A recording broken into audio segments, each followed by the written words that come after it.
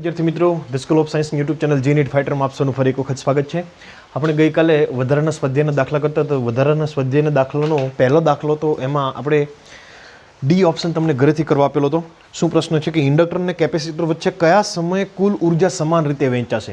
મિત્રો, સમાન ઉર્જા ક્યારે વહેંચે તો કે ભાઈ અડધી ઉર્જા એમની પાસે જે પ્રારંભિક કેટલી ઉર્જા હતી તો કે ભાઈ પ્રારંભિક ઉર્જા કેપેસિટર પાસે હતી Q0²/2C. આ ઉર્જા અડધી આમાંથી ઉર્જા જ્યારે ઇન્ડક્ટર પાસે જતી રહી ત્યારે આપણે એમ કહેવાય કે બંને પાસે અડધી અડધી ઉર્જા છે. તો આ ઉર્જા અડધી થવા માટે કેટલો સમય લાગશે? તો કે આ તમારી પ્રારંભિક ઉર્જા છે. તમારે યુ ડેશ કેટલી કરવાની છે? તો કે આનાથી અડધી. આનાથી કેટલી કરવાની છે? અડધી કરવાની છે. તો એના માટે કેટલો સમય લાગશે? ચાલો, તો અહીંયા યુની કિંમત મૂકો તો શું થશે? તો કે Q0²/2C/2.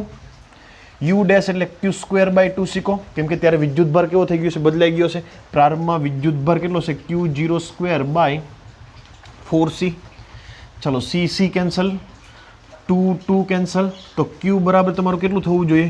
Q0/√2 થવું જોઈએ. તો જ્યારે વિદ્યુતભાર √2માં ભાગનો થાય ત્યારે કેપેસિટર પાસે અડધી ઉર્જા છે, અને અડધી ઉર્જા કોની પાસે હશે? ઇન્ડક્ટર પાસે હશે. ચાલો, તો Q0/√2 ક્યારે થાય? તો આપણી પાસે Qનું સમીકરણ છે કે Q = Q0 cos ωt. ચાલો, તો અહીંયા કેટલું થશે? અહીંયા પ્લસ ઓર માઇનસ √2 આવશે. મિત્રો, વર્ગમૂળ કરશો તો માઇનસનો વર્ગ પણ એ થશે અને પ્લસનો વર્ગ પણ એ થશે.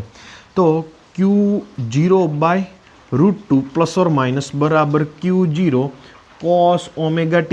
Q0 cancel. તો ωt ની કેટલી કિંમત લઈએ કે 1/√2 જવાબ આવે? +1/√2 -1/√2. તો એના માટે એક આખું સમીકરણ તૈયાર થશે. તો કે ωt ની કિંમત તમે કાં તો π/4 લો, કાં તો 3π/4 લો, કાં તો 5π/4 લો, કાં તો 7π/4 લો. આ દરેકે દરેક સમયે કેવી આવશે? આની કિંમત કાં તો 1/√2 આવશે, કાં તો -1/√2. π/4 લેશો તો તમને 1/√2 મળશે. 3π/4 લેશો તો -1/√2. 5π/4 લો તો +1/√2. એટલે એવું સતત ને સતત ચાલ્યા કરશે. તો આપણે ωt નથી મેળવવાનું. આપણે તો આનું એક સામાન્ય સૂત્ર બનાવી દઈએ તો શું થાય? તો કે ωt = 1/π એટલે કેટલું થાય? 2n - 1 π/4 કહેવાશે. જ્યાં n બરાબર 2n + 1 રાખીએ. n બરાબર 0, 1, 2, 3... 0 લેશો તો કેટલા આવશે? n બરાબર તો π/4. 1 લેશો તો 2 × 2 + 1 એટલે 3π/4. અહીંયા 2 લેશો તો 4 ને 1 5, 5π/4. તો n બરાબર 0, 1, 2, 3 લેશો તો તમને મળશે ω = 2π/t × t બરાબર 2n + 1 π/4. π કેન્સલ. તો t બરાબર તમને કેટલા મળશે? તો કે 2n + 1 t/8. ચાલો, કયા સમય મળશે? તો કે આપણે અહીંયા આ જુદા જુદા આ સામાન્ય સૂત્ર થઈ ગયું. અહીંયા n ની કિંમત મૂકો તો t બરાબર કાં તો તમને t/8 હશે. 0 મૂકો તો 1 મૂકશો તો કેટલા મળશે? 1 મૂકશો તો 3t/8, પછી 5t/8, 7t/8, 9t/8. આ વગેરે સમયે તમને શું મળશે? તો કે આ વગેરે સમયે તમને આ વિદ્યુતભાર કેવો મળશે? √2માં ભાગનો. વિદ્યુતભાર √2માં ભાગનો થાય તો ઉર્જા કેવી થાય? અડધી થાય. તો આ લખી દેજો મિત્રો. એમાં બીજો પ્રશ્ન કે જો આ પરિપથમાં એક અવરોધ દાખલ કરવામાં આવે તો છેવટે કેટલી ઉર્જા ઉષ્મા સ્વરૂપે વ્યય થશે? તો કે ભાઈ અવરોધ દાખલ કરો તો ધીમે ધીમે અવરોધમાંથી થોડી એક દોલન વખતે થોડી થશે, બીજા દોલન વખતે થોડી થશે. થોડી કરતાં જેટલી પણ આપણી પાસે હતી કેટલી મળેલી? આપણને 1 જૂલ જેટલી મળેલી. બધી જ ઉર્જાનું શું થઈ જશે? વ્યય થઈ જશે. તો આ પહેલો દાખલો ક્લિયર થઈ ગયો. તમે લખી દેજો. હવે આપણે નેક્સ્ટ બીજો દાખલો ગણીશું, એટલે કે વધારાના સ્વાધ્યાયનો બીજો દાખલો બોલે તો 7.13માં ગણીશું. આ ક્લિયર કરી દો પહેલાં. બીજો દાખલો છે કે 240 વોલ્ટ અને 50 હર્ટ્ઝ એસી સ્ત્રોત સાથે 7.13મો પ્રશ્ન. મિત્રો, શું આપેલું છે? 240 વોલ્ટ એટલે તમને આ VRMS આપી દીધેલું છે. VRMS બરાબર 240 વોલ્ટ. 50 હર્ટ્ઝનો એસી સ્ત્રોત એટલે F આપી દીધું 50 હર્ટ્ઝ. ત્યાર પછી ઇન્ડક્ટન્સ આપી દીધું 0.50 હેનરી. Inductor L 0.50 henry. ત્યાર પછી અવરોધ આપી દીધો R બરાબર 100 ઓહમ જોડેલ છે. તો મહત્તમ પ્રવાહ કેટલો છે? મહત્તમ પ્રવાહ એટલે VM કેટલું હશે? પહેલાં તો મહત્તમ પ્રવાહ મેળવવાનો, પછી મહત્તમ વોલ્ટેજ અને મહત્તમ પ્રવાહ વચ્ચેનો સમય તફાવત કેટલો હશે? સમય તફાવત મેળવવાનો છે ΔT. કોની વચ્ચેનો? તો કે ભાઈ IM અને VM વચ્ચેનો IM અને VM વચ્ચેનો સમય તફાવત મેળવવાનો છે. બરાબર સમજી લેજો મિત્રો, ખૂબ અગત્યનો દાખલો કહી શકાય. આના પરથી ઘણા બધા કન્સેપ્ટ પણ તમારા ક્લિયર થવા જોઈએ. ચાલો સૌપ્રથમ વાત કરીએ આપણે VM કેટલું થશે.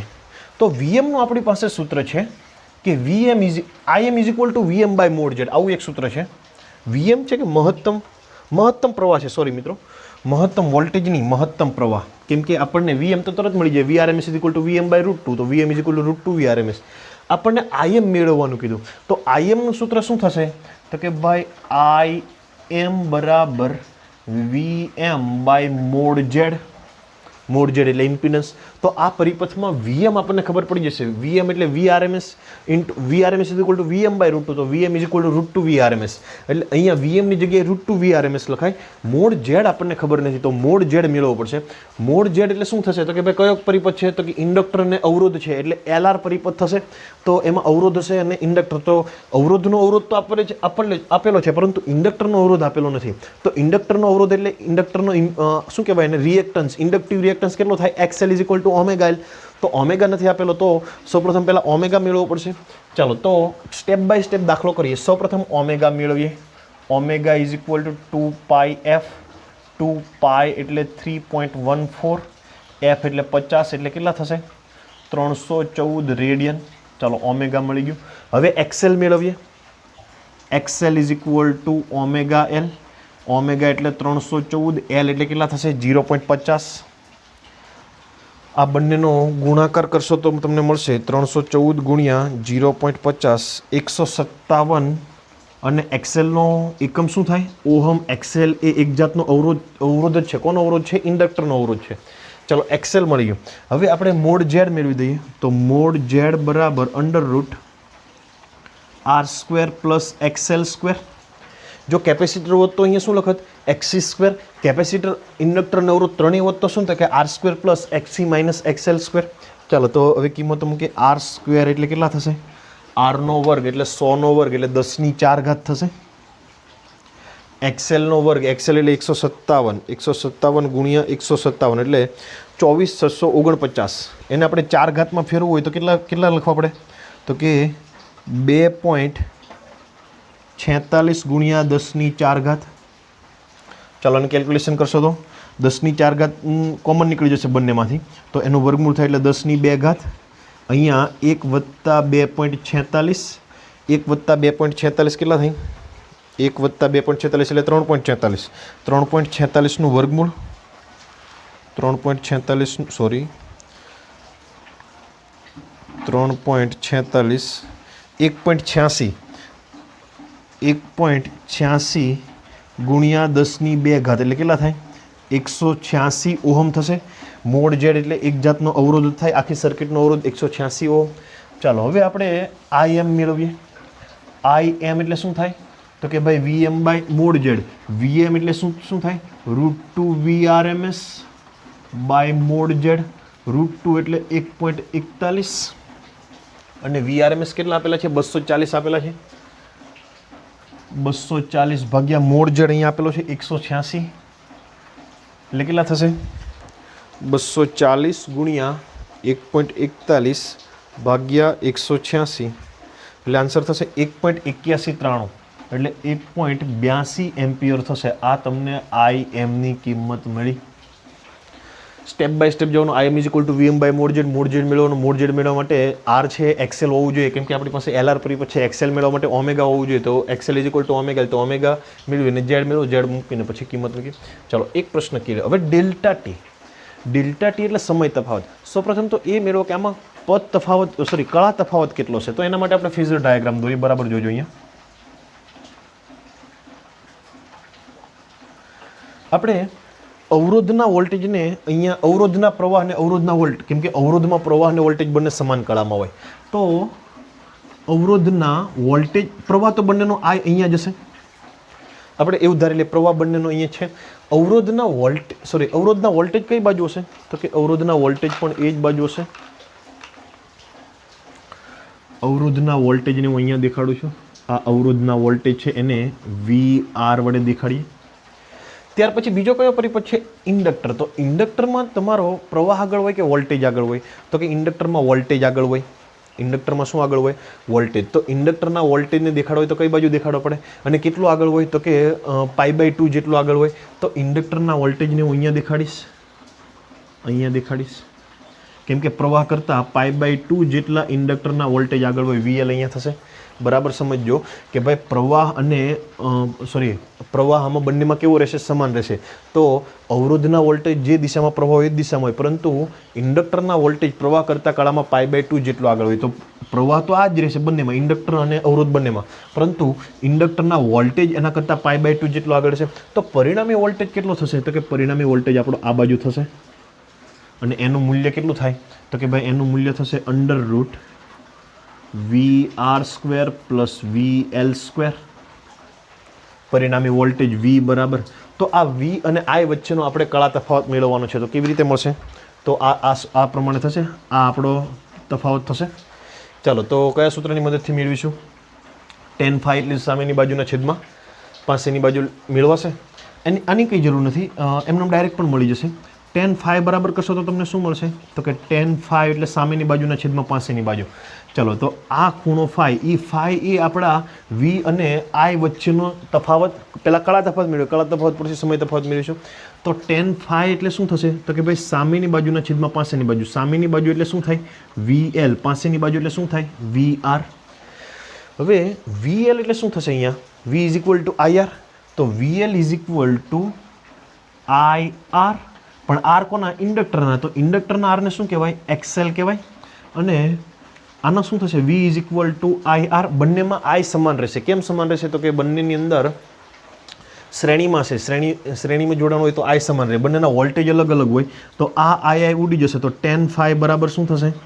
tan phi = XL/R. XLની કિંમત આપણે અહીંયા મેળવી દીધેલી છે 157, અને આરની કિંમત કેટલી છે? આરની કિંમત 100. તો tan phi ની તમને કેટલી કિંમત મળશે? 1.57 મળશે. તો ફાઈની કેટલી કિંમત માટે 1.57 આવે? તો નેચરલ 10ની અંદર જોવાનું. શામાં જોવાનું? નેચરલ 10ની અંદર જોવાનું. એ તમે જોશો તો મિત્રો તમને મળશે 57.50નો ખૂણો મળશે. જેમાં જોઈ લેજો phi = 57.50 ડિગ્રી. કે આટલો આ બે વચ્ચે આ જે ખૂણો છે કેટલો છે? 57.50 ડિગ્રી હોવો જોઈએ. આપણે ડિગ્રીમાં નહીં, રેડિયનમાં આપણને ખબર પડી જોઈએ. અને ડિગ્રીમાં હોય તો પણ ચાલે. કેમ કેટલું? તો કે 360 હોય ત્યારે કેટલો હોય? T જેટલો. આ ખૂણો 360 ડિગ્રી અહીંથી કરો તો પણ ચાલશે. 360 લો તો કેટલો આપણે આખું એક રાઉન્ડ પૂરું થઈ જાય. આખું એક રાઉન્ડ પૂરું થાય ત્યારે એક વર્તુળ પૂરું થાય ત્યારે ખૂણો કેટલો ફરે? 360. અને આ સમય કેટલો લે? તો કે આવર્તકાળ જેટલો. તો અહીંથી પણ તમે ડાયરેક્ટ સૂત્ર મૂકી શકો. જો 360 ડિગ્રીનો હોય તો કેટલો તફાવત થવો જોઈએ? તો T જેટલો તફાવત થવો જોઈએ. તો 57.50 ડિગ્રીનો હોય ત્યારે કેટલો? તો શું કરશો? 57.50 ભાગ્યા 360 એટલે 0.1597 આવશે. 0.1597 ઇન્ટુ T. ટીની કિંમત મૂકશો. ટીની આપણને ખબર નથી. T = 1/f એટલે 0.1597 આ સમય તફાવત માટે છે, ડેલ્ટા ટી માટે છે. તો આ કોનું મૂલ્ય થશે? ડેલ્ટા ટીનું મૂલ્ય થશે. ડેલ્ટા ટી બરાબર 57.50 ભાગ્યા 360 કરશો એટલે 0.1597 ટી આવશે. 0.1597 ટી એટલે 1/f એટલે અહીંયા 0.1597 ભાગ્યા f. એફની કિંમત આપણને આપેલી છે. કેટલી આપેલી છે? 50. 3.19 × 10⁻³ અહીંયા લખી દઉં છું. ડેલ્ટા ટી બરાબર કેટલો આન્સર મળશે? 3.19 × 10⁻³ એટલે 3.19 મિલીસેકન્ડ. આવી રીતે પણ કરી શકો. બીજી મેથડ એ છે કે 57.50ને રેડિયનમાં ફેરવી દો તો તમને એ રેડિયન કંઈક મળશે. તો તમારે એવું લખવું પડે કે 2π રેડિયન હોય તો T જેટલો સમય તફાવત. તો તમને અહીંયા જેટલો જવાબ મળ્યો એટલા હોય તો કેટલા? એ પણ ચાલે, પરંતુ આ ટૂંકમાં પતે. તો આ દાખલો ઉતારી લેજો. ખાસ અગત્યનું આ છે મિત્રો. આમની કંઈ જરૂર નથી, પરંતુ એમ પણ તમને સમજાવવા માટે લખેલું છે. તો ઉતારી દેજો. અને પછીનો દાખલો જોઈએ.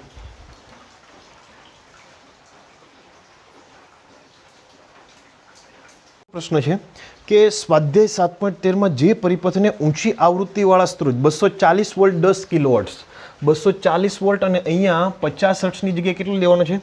10 કિલો હર્ટ્સ. એટલે 10 કિલો હર્ટ્સ સાથે જોડવામાં આવે તો એ અને બી સ્વાધ્યાયના જવાબ મેળવો. તો ફરી પાછા આપણે આ માથાકૂટ કરવાની છે. તો આપણે આમાં સુધારો કરી દઈએ અને મેળવીએ. બરાબર જોજો અહીંયા ખાલી શું આપણે ફેરફાર કેટલો કર્યો? 10 કિલો હર્ટ્સ. અહીંયા 50 હર્ટ્સની જગ્યાએ 10 કિલો હર્ટ્સ. તો આ એમનું એમ જ રહેશે. અહીંયા કેટલા થઈ જશે? 10 કિલો હર્ટ્સ. 10 કિલો હર્ટ્સ એટલે કેટલા થાય? આપણે અહીંયા કેલ્ક્યુલેશન કરીએ. 10 ગુણ્યા 10⁻³ હર્ટ્સ એટલે 10⁻⁴ હર્ટ્સ કહેવાશે. તો અહીંયા 10⁻⁴. ચાલો અહીંયા 10⁻⁴ તો અહીંયા કેટલા થશે? કેલ્ક્યુલેટર મારીએ. 3.14 ગુણ્યા 2, 3.14 ગુણ્યા 2, 6.28 ગુણ્યા 10⁻⁴, 6.28 ગુણ્યા 10⁻⁴. અહીંયા પણ એટલા થશે. ઓમેગાની જગ્યાએ આપણે 6.28 ગુણ્યા 10⁻⁴ એડ કરવાનું છે ગુણ્યા 10⁻⁴. તો આન્સર કેટલો થશે? 6.28 ગુણ્યા 0.50, 3.14 ગુણ્યા 10⁻⁴ થશે. 3.14 ગુણ્યા 10⁻⁴. અહીંયા આર તો એનો જ રહેશે. અહીંયા એક્સેલ 2.46 હતા એની જગ્યાએ કેટલા લખવાના? 3.14. ઓકે, સોરી મિત્રો, અહીંયા વધારવા પડશે. કેમ? તો કે અહીંયા એક્સેલનો સ્ક્વેર છે એટલે 3.14નો વર્ગ કરવો પડશે. 9.85 ગુણ્યા 10⁸ થશે. કેટલા? 9.85 ગુણ્યા 10 કેટલી ઘાત થશે? 8 ઘાત થશે. હવે 10⁻⁴ આમાંથી કોમન નીકળી જશે. આ બધો આન્સર ચેન્જ થઈ જશે. જોજો બરાબર. અહીંયા 10⁻⁴ આમાંથી 10⁻⁴ એટલે 1 કોમન નીકળી જાય એટલે અહીંયા કેટલા વચ્ચે? 1. અહીંયા કેટલા વચ્ચે? 9.85 ગુણ્યા 10⁻⁴ વચ્ચે. તો એને આપણે આંકડામાં ફેરવી દઈએ. 98500. આપણે 4 પોઈન્ટ આ બાજુ ખસેડી લઈએ તો કેટલા થશે? 10⁻² અને આનું વર્ગમૂળ કરો.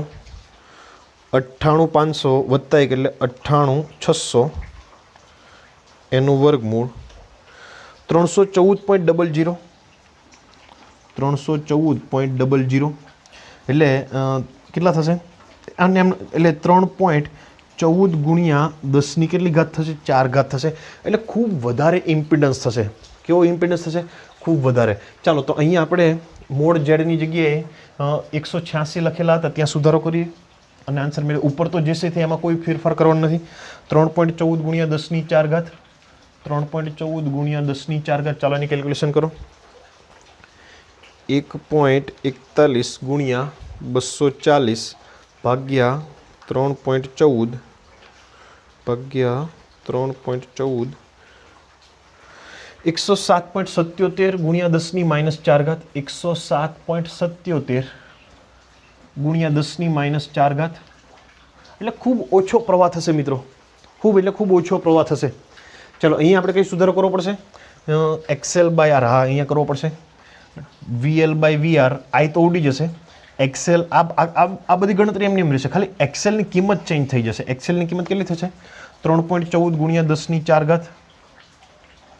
ચાલો એની કેલ્ક્યુલેશન કરો તો 3.14 ગુણ્યા 10⁻⁴ ભાગ્યા 100, 314. તો 10 ની અંદર 314 ક્યારે આવે?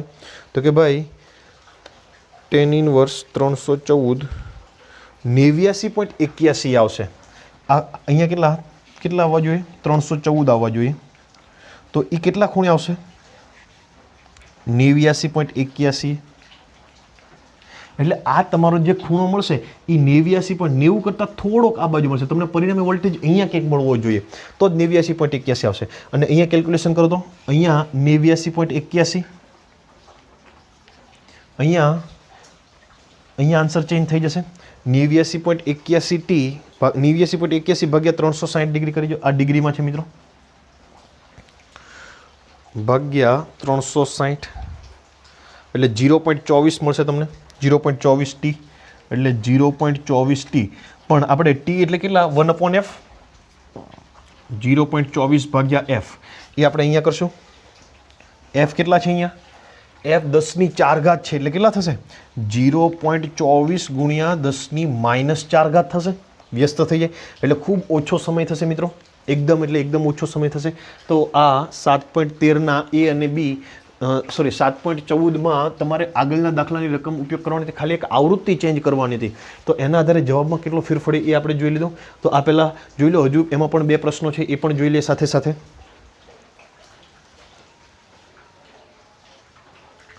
ઓકે મિત્રો, એમાં બીજા પ્રશ્નો છે કે ખૂબ જ ઊંચી આવૃત્તિએ પરિપથમાં રહેલ ઇન્ડક્ટર ખુલ્લા પરિપથની માફક વર્તે.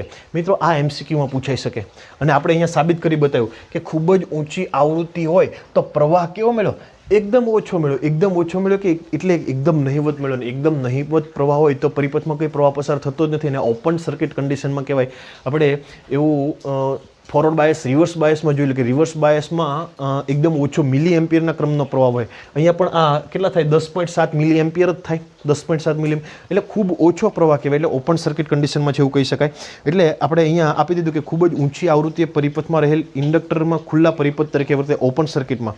ડીસી પરિપથમાં સ્થાયી અવસ્થા પછી ઇન્ડક્ટર કેવી વર્તણૂક કરશે? મિત્રો ડીસી પરિપથ હોય તો એની આવૃત્તિ કેટલી? તો કે એની આવૃત્તિ 0.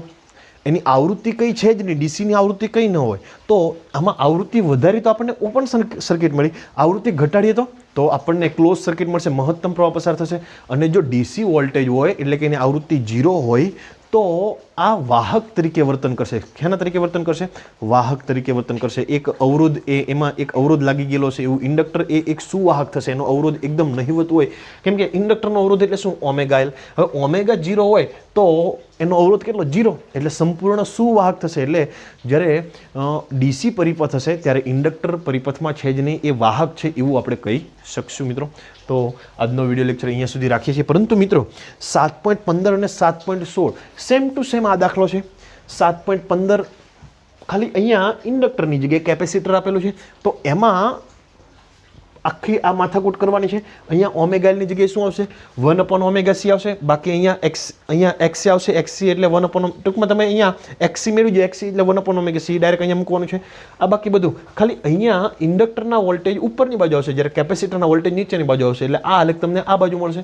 અહીંયા XC એ આખો દાખલો તમારી જાતે ગણવાનો છે. કેટલામાં? 7.15 અને 7.16. મને આજે સાંજ સુધીમાં ફરજિયાત બંને દાખલા લખીને ફરજિયાત મોકલવાના છે. આની જેવા જ છે, સેમ ટુ સેમ ગણતરી છે. ખાલી કેલ્ક્યુલેશન તમારી જાતે કરવાની છે. તો આ બંને દાખલાની હું સાંજ સુધી વેઇટ કરીશ અને દરેક બાળકો મને મોકલે એવી અપેક્ષા રાખું છું. આજનો વિડીયો લેક્ચર મિત્રો અહીંયા સુધી રાખીએ છીએ. ધન્યવાદ.